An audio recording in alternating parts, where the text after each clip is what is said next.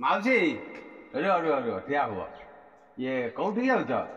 ଠାକୁର ପୂଜା କରିବାକୁ। ଗାଧେଇକି ଆଇଲ? କେହି ଠାକୁର ପୂଜା କରିବ? ଫଟୋ ପୂଜା କରିବ? ଆ ଚଣ୍ଡାଳ, ତମ ବାପ ମା କଣ ଏଇଆ ଶିଖେଇଲେ ତମକୁ? ଫଟୋ ଫଟୋ କାଗଜ ଫଟୋକୁ ପୂଜା କରିତେ? ଇଏ ଜୀବନ୍ତ ଠାକୁର ଏଠି ବଇଛନ୍ତି ଗୁଟାପଣେ। ଯୋଉ ଜୀବନ୍ତ ଠାକୁର ବଇଛନ୍ତି ସେ ଠାକୁରକୁ ମାଗିନେ ଖାଇତେ ଦେବେ। ସେ ଠାକୁରକୁ କହିଲେ ସେ ହସିବେ। ସେ ଠାକୁର ହଗାମୁତା କରୁଛନ୍ତି, ତାଙ୍କ ପାଇଁ ଦିଅଣ୍ଡା ପାଇଖାନା ଅଛି, ସବୁ ପୁତି ଗଲାଣି। ଯିଏ ଠାକୁର ହଗି ମୁତି ପାରେନି, ଯିଏ ଠାକୁର ପାଇଁ ପାଇଖାନା ନାହିଁ, ଯିଏ ଠାକୁର ପରିସ୍ରା କରିପାରେନି, ତମେ ସେଇ ଠାକୁରକୁ ପୂଜା କରୁଛ ନା? ଏ କାଗଜ ଫଟୋକୁ ତମକୁ ଆଉ କେହି ମିଳିଲେନି?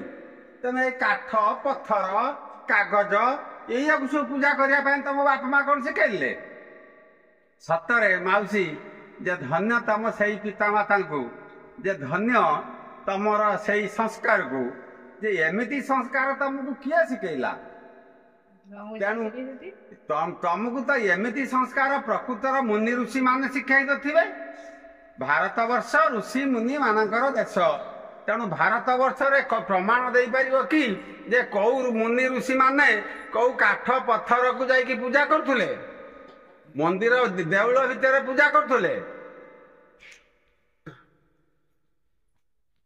ଯେ ଏଠି ଜୀବନ୍ତ ଦେବତା ମାନେ ବସିଛନ୍ତି, ତାକୁ ତମେ ପୂଜା କଲ ନାହିଁ। ଏଠି ଗୁଟାପଣେ ଜୀବନ୍ତ ଦେବତା ସବୁ ବଇଛନ୍ତି, ଠାକୁର ସବୁ ବଇଛନ୍ତି। ହେ ମା ତାରିଣୀ, ହେ ମା ଜଗଦମ୍ବା, ହେ ମା ଆଖଣ୍ଡଳମଣି, ହେ ବାବା ଶିବ, ହେ ଜଗନ୍ନାଥ। ଇଏ ପୁରା ବଳଦେବ ଜଗନ୍ନାଥ ଭଳିଆ ଲୋକ ସବୁ ବଇଛନ୍ତି। ଇଏ ମଣିଷ ମାନଙ୍କୁ ପୂଜା ନ କରିକି ତମକୁ ଇଏ ଚଣ୍ଡାଳ ବୁଦ୍ଧି କିଏ ଶିଖେଇଲା ମା? କାହିଁକି ଇଏ ଚଣ୍ଡାଳ ବୁଦ୍ଧି କରୁଛ? ଯୋଉଥିପାଇଁ କି ଭାରତ ବର୍ଷର ସବୁ ଲୋକମାନେ ଦୁଃଖ ପାଉଛନ୍ତି।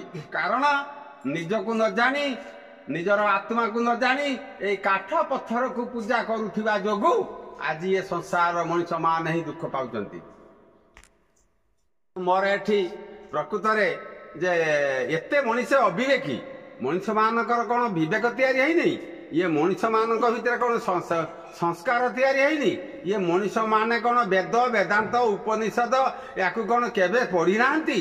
ତେଣୁ ସଂସାର ଲୋକ, ମୁଁ ତ ଦେଖୁଛି ପାଠ ପଢିକିରି ପାଠ ତାଳ ଗଛ ଉପରେ ଆହୁରି 10ଟା 3ଟା ବାଉଁଶ ବାନ୍ଧିଲା ପରେ ବି ଏତେ ବଡ ପାଠ ପଢିଲେଣି ମଣିଷ। ଏତେ ଉପରକୁ ଗଲା ପରେ, ଏତେ ବହୁତ ଉଚ୍ଚ ପାଠ ପଢିଲା ପରେ ମଧ୍ୟ ମଣିଷ ମାନଙ୍କ ଭିତରେ ସଂସ୍କାର ଟିକିଏ ବି ଫେରୁନି। ସେଇ ଇଟା ସିମେଣ୍ଟ ତିଆରି ମନ୍ଦିର ଭିତରେ ଥିବା କାଠ ପଥରକୁ ପୂଜା କରୁଛନ୍ତି। এইটা কোন তাঙ্কর সংস্কার? এইটা কোন ভারতবর্ষর মুনি ঋষি মানে কোন এইয়া শিখাইଥିଲେ যে আমি যে জীবন্ত দেবতা মানুষ ছাড়িকি কাগজ ফটোকু কাঠকু পথরকু পূজা করিয়া পাই? হায় চণ্ডাଳ, তু মଣିষ ଆଉ କେବେ ବୁଝିବୁ? କେବେ ତୁ ନିଜ ଭିତରକୁ ଫେରିବୁ? ଯେପର୍ଯ୍ୟନ୍ତ ଇଏ ମଣିଷ ସଂସାରର ବାହାରେ ବାହାରେ ବୁଲୁଥିବ ନା, ସେ ପର୍ଯ୍ୟନ୍ତ ଦୁଃଖ ହିଁ ପାଇବ। ତୀର୍ଥବ୍ରତ କରୁଛୁ, ପ୍ରକୃତ ତୀର୍ଥ କଣ ଏଟାକୁ ବୁଝିବା ଉଚିତ। ତେଣୁ ଯେ ପର୍ଯ୍ୟନ୍ତ ଇଏ ମଣିଷ ପ୍ରକୃତର ତୀର୍ଥ କଣ ବୁଝି ନାହିଁ, ସେ ପର୍ଯ୍ୟନ୍ତ ଦୁଃଖରେ ହିଁ ସଢିବ।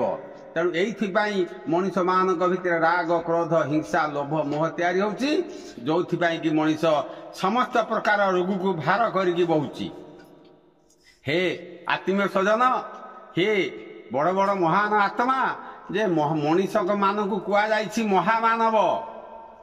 ମହାମାନବର ଅର୍ଥ ନୁହେଁ ଯେ ଆମେ ରୋଗ ମାନବ ହେଇକି ବଞ୍ଚିବା, ଆମେ ପଶୁ ହେଇକି ବଞ୍ଚିବା। ପଶୁ ପକ୍ଷୀ ମାନଙ୍କ ପାଇଁ ତ ତାଙ୍କ ଭିତରେ ଏତେ କୁସଂସ୍କାର ନାହିଁ। ତେଣୁ ଏ ମଣିଷ ମନ ଭିତରେ ଯେତେ କୁସଂସ୍କାର ଅଛି, ପଶୁ ପକ୍ଷୀ ମାନଙ୍କ ଭିତରେ କେତେ ସଂସ୍କାର, କେତେ ସେ ଶାନ୍ତିରେ ଅଛନ୍ତି, କେତେ ସେ ସୁଖରେ ଅଛନ୍ତି। ହେଲେ କହିପାରିବେ ଯେ କୋଉ ମଣିଷ ଏବେ କେତେ ସୁଖରେ ଅଛି? ଏଇଥିପାଇଁ ସୁଖ ସେ ପାଏନି ଯେ ପର୍ଯ୍ୟନ୍ତ ନିଜ ଭିତରକୁ ସେ ଆସିନାହିଁ, ଯେ ପର୍ଯ୍ୟନ୍ତ ନିଜ ଭିତରେ ଥିବା ଆତ୍ମାକୁ ଜାଣି ନାହିଁ, ସେ ପର୍ଯ୍ୟନ୍ତ ଦୁଃଖ ହିଁ ଦୁଃଖ ପାଇବ। ଜୟ ଜୀ ଜୟ ଜୀ ଜୟ ଜୀ।